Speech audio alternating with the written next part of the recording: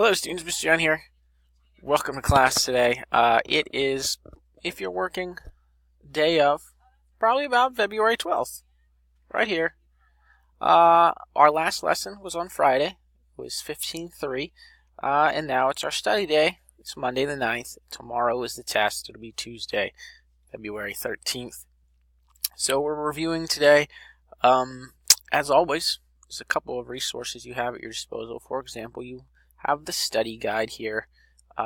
If you can answer all the questions in the study guide, you're probably in pretty good shape.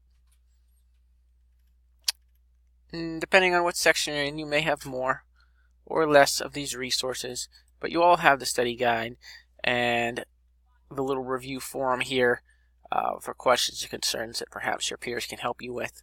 I always suggest maybe rereading that chapter from the textbook. You've got the, most of you have the digital version of the textbook.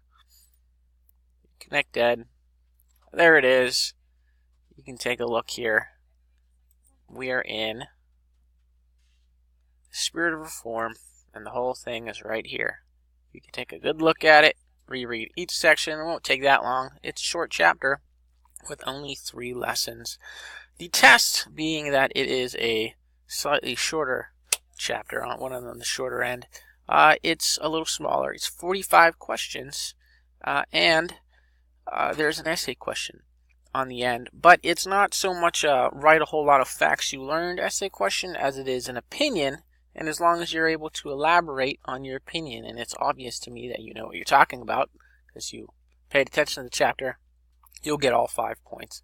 As always, it's a mixture of matching at the beginning with your vocab, multiple choice questions, and then, as I mentioned, this one has an essay at the end. 45 points on the smaller end. If you have any questions, please let me know.